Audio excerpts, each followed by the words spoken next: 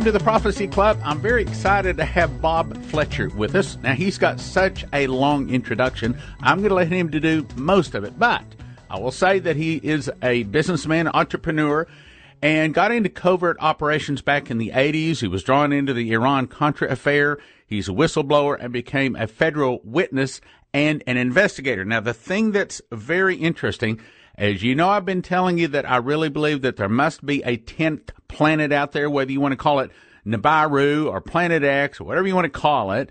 Well, he has got some evidence to say absolutely positively there is another planet out there. It is heading toward our solar system. It is already causing effects on the Earth, and it's going to get much worse. And he's got some substantial reasons why we better set up and listen, even if we are skeptical. Bob Fletcher, welcome to the Prophecy Club. Thank you. Thank you very much. It's my pleasure to be here. I really appreciate it, and give me the opportunity to share some amazing information that I have ended up falling into, as I say, so to speak. What had taken place very briefly in my life situation, I had a business, and I merged it with another company, corporation, actually. They were both corporations, and it was a toy manufacturing business. And this is way back in the 80s. And lo and behold, after putting the agreements together to merge and actually move together and all the rest of that, after a short period of time, I realized that the people that I had merged with were actually suppliers of weapons for international covert operations right straight out of the Pentagon, right out of the White House. And, of course, at that time, it turned out to be directly involved with what was called the Iran-Contra expose, or the Iran-Contra problem, which was, of course, drugs and exchange for weapons and secret agents creating and running the war in Nicaragua and involved with Iran missiles and all the rest of that. Way beyond my imagination, and they actually tried to recruit myself to function full-time as a courier of information. Okay, so you're just this common guy, right?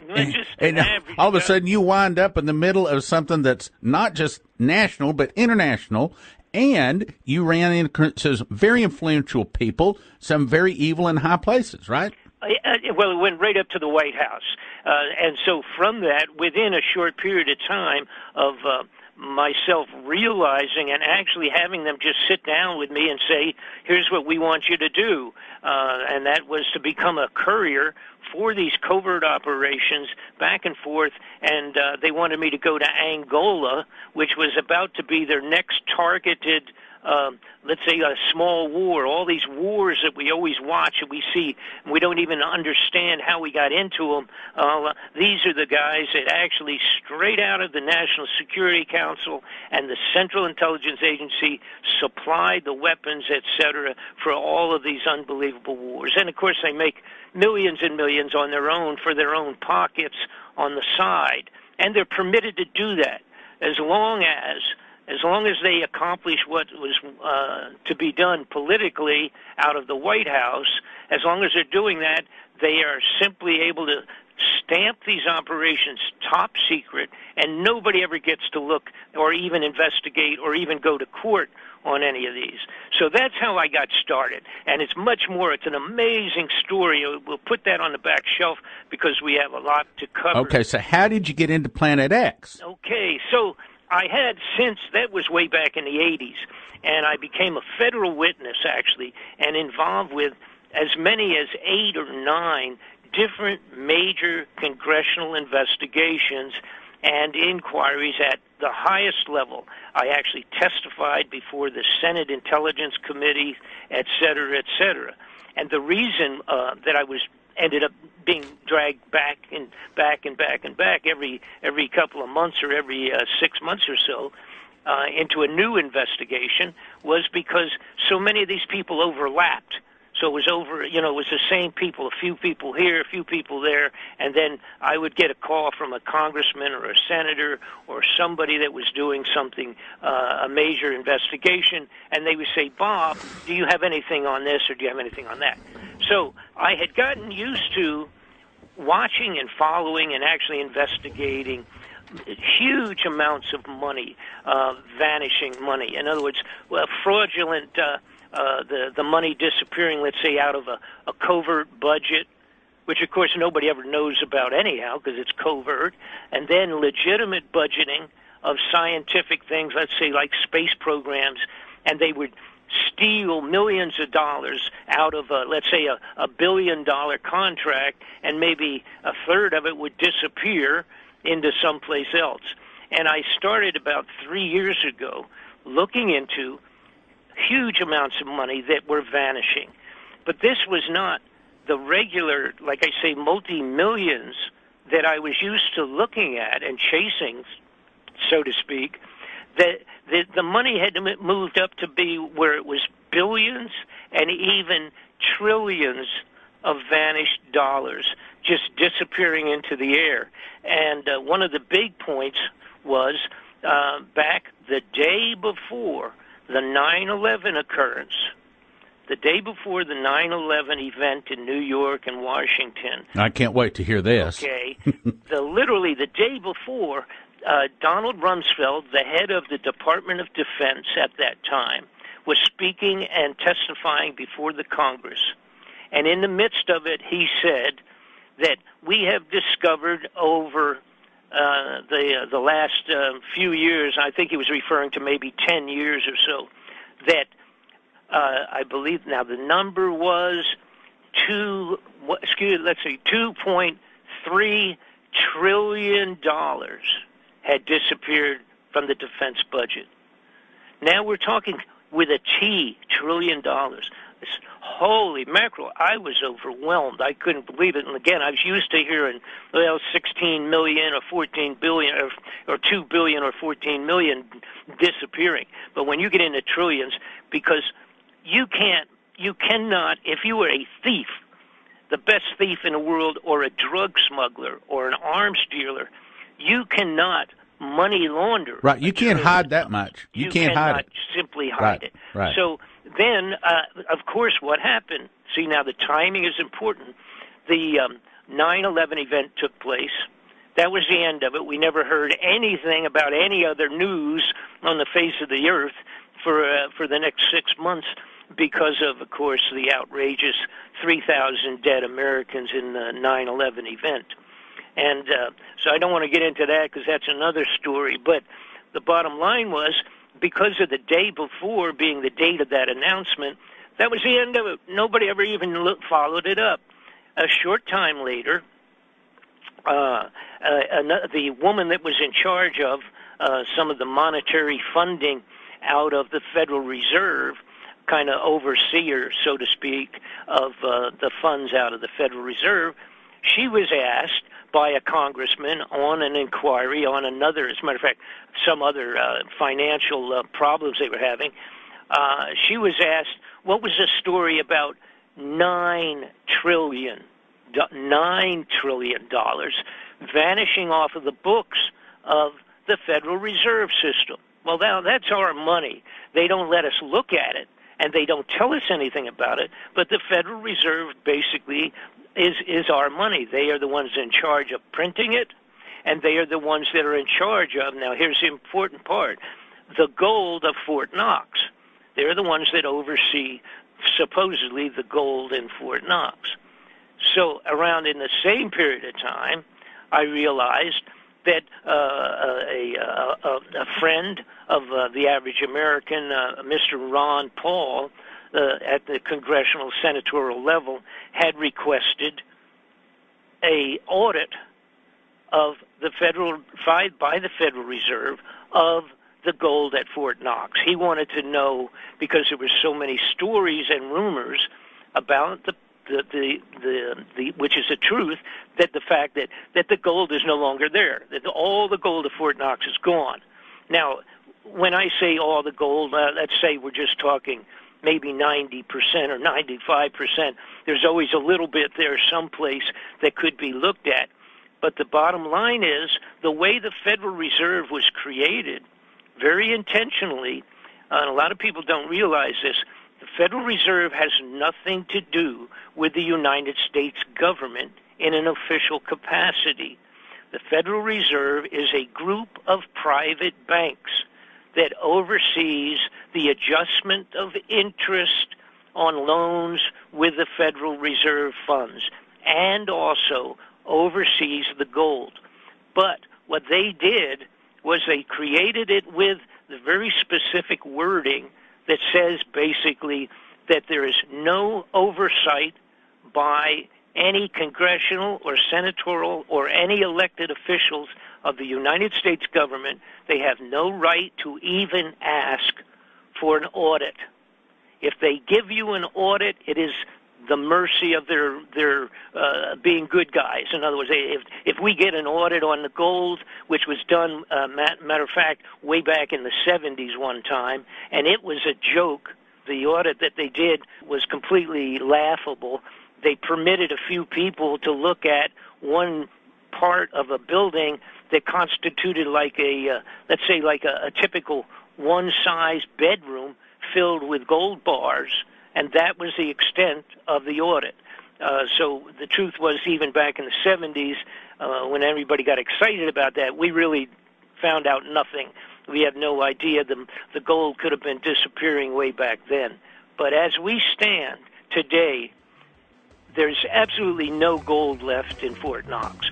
Because when I add to it, not only did we have... We'll be right back after this message. You must get these two DVDs. Outside of the birth of Christ, I think this is the most important information since the flood.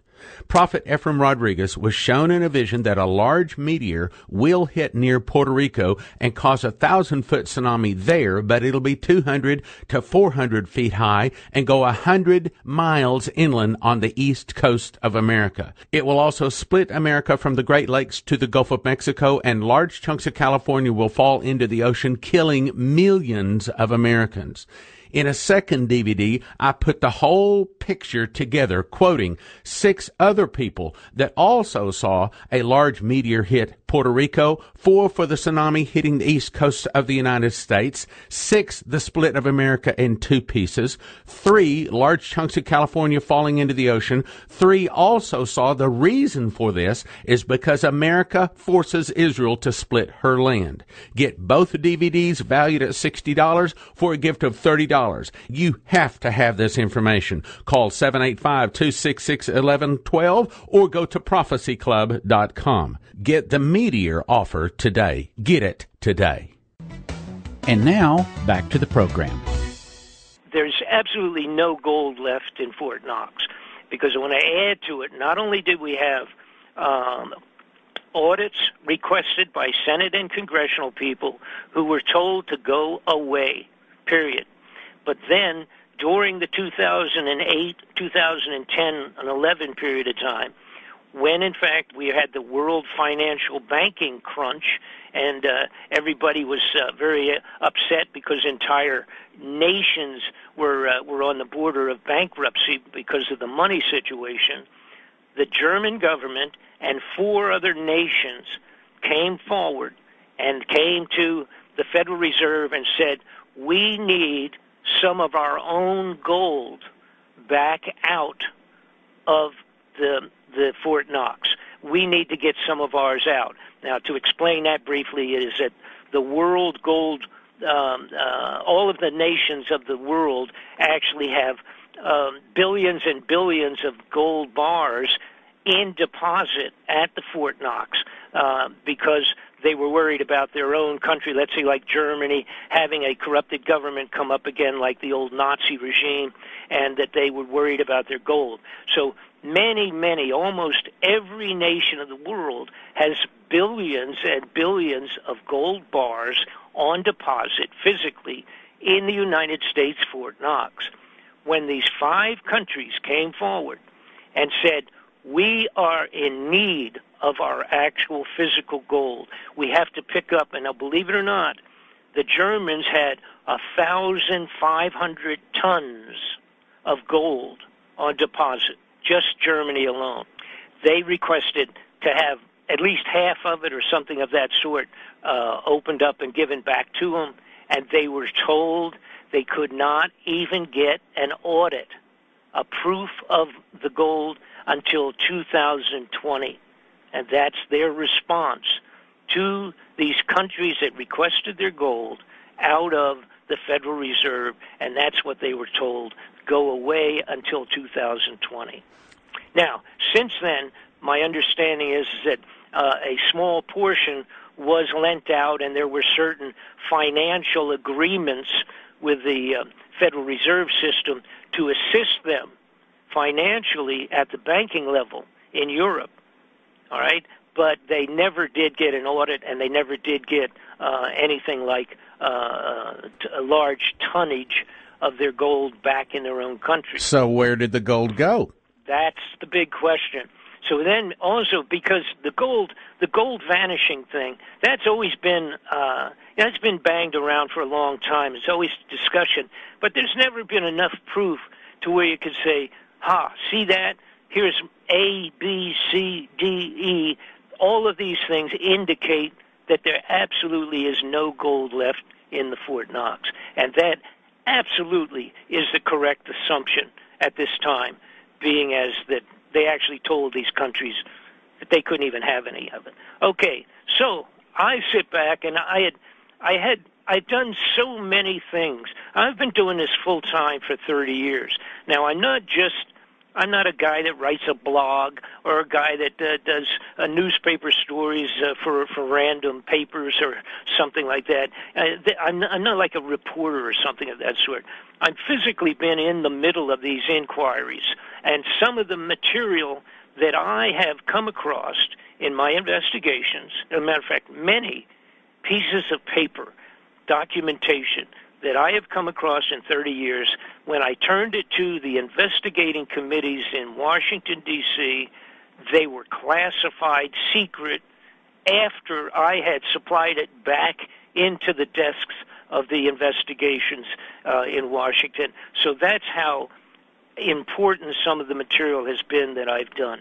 I've had chief legal counsel for the House Foreign Affairs Committee sit with me at his desk in Washington, and had him say, where in the world did you get your hands on the material that has come out of the safe or a vault in Washington, D.C.? Where did you get this material? Now, probably something else you need to point out is you're not necessarily, at least before this came up, a prophecy student or a big believer in kind of fringe things. You're just a hardcore investigator, but you stumbled on something.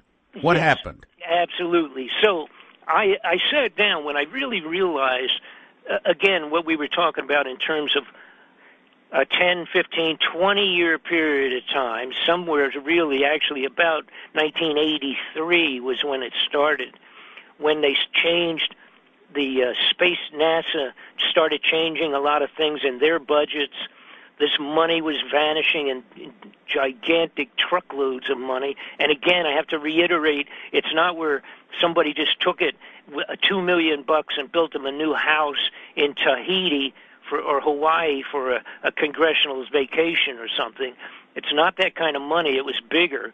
And I remembered somebody said something to me about underground facilities, and had supplied me many years ago. Now I'm going back literally into the 92, 94 period of time, where I had gotten films and photos and stories and reports and information from people that had been either working on underground facilities. As a matter of fact, one of them became a pretty good friend, and he actually was murdered because he was talking about some of this. But they were talking about gigantic underground facilities way past and beyond, like the NORAD facility that we're familiar with. where they had in the side of the granite mountains, where they'd been in there for many years with the control center watching for possible invasions by missiles or nuclear attacks from Russia or something like that. That was what NORAD was originally created for, and they had all of their electronic gear in there and all that. So we're familiar with that and some other military bases. But the underground facilities that we were talking about, and I had never had opportunity, or never did I have a good reason to look into underground facilities until this new handful of information about vanishing gold and all the money gone, disappearing. So I pulled out some of my old records and information, contacted other people, and looked into what was going on in terms of underground facilities. And what I found out was, for at least